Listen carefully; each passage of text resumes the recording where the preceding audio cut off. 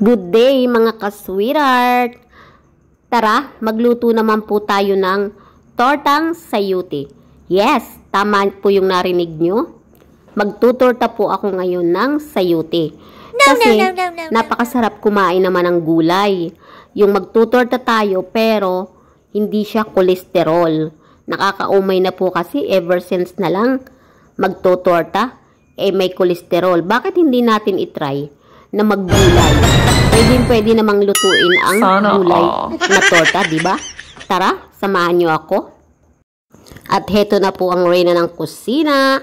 Nakahanda na sa pagluluto kahit kagagaling lang sa sakit.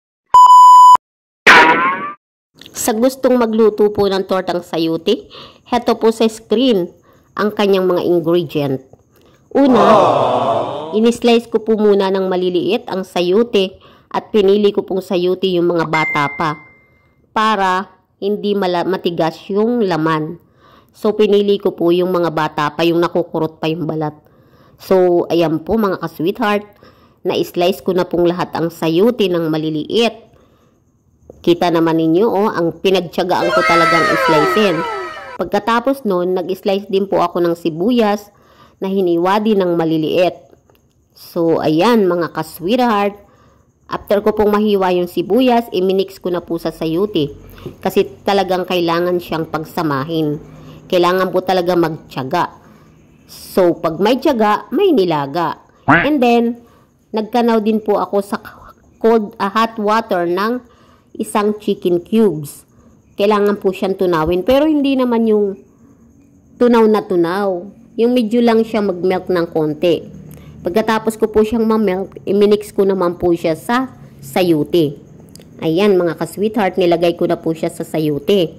Para po naman mag-balance doon sa sayuti yung lasa ng chicken cubes. And then, inalo ko lang po saglit.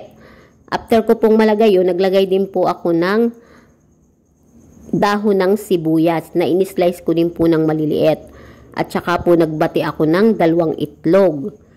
Kasi, di ba, karamihan naman sa magtutorta, talagang kailangang mag-mix ng itlog para siya mabuo. So, nag-mix po ako ng 2 at inilagay ko rin po siya sa sayuti. Naglagay din po ako ng konting pamintang durog. Ayan, mga ka-sweetheart, at konting asin.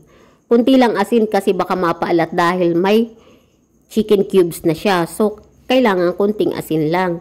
At konting pang-balance ng lasa na Ajinomoto. Ayan, mga sweetheart. Nilagay ko na po yung itlog. Mikos-mikos na natin yan.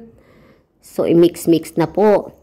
Ayan po, mix-mix lang natin kasi lalagyan pa ng harina. Pero, ang lalagay ko pong harina, mga 2 kutsarita lang. Kasi, pangit pag sobrang tigas na tigas. So, ayan po, naglagay na po ako ng 2 kutsaritang harina.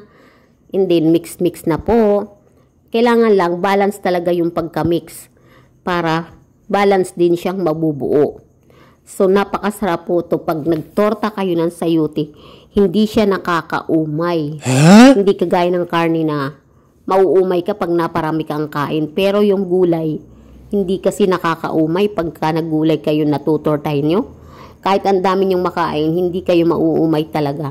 Hindi kagaya ng karne. Oh no. So, ayan mga ka-sweetheart, ready to cook na po ang aking tortang sayuti.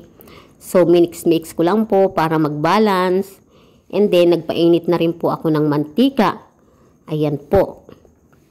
Kaya, magtutorta na po ako yan. Kailangan po kasi, wag naman yung sobrang init na init ng mantika kasi iitim agad yung torta. So, tama lang po yung pagkainit kasi non-stick naman yung gagamitin nating kawali.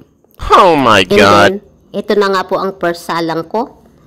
Kailangan lang po medyo anoinin natin ng konting mainit na oil para hindi siya masunog. Siya nga po pala, maraming pong salamat sa mga nag-PPM sa akin kung anong dapat kong i-vlog. Maraming pong salamat sa tiwala. Please, paki-follow, paki-like, paki-share naman po ng video ko at paki-lagay na rin po kung taga saang lugar kayo. At least, alam ko kung saang lugar nakarating ang aking video. Maraming pong salamat sa pagmamahal.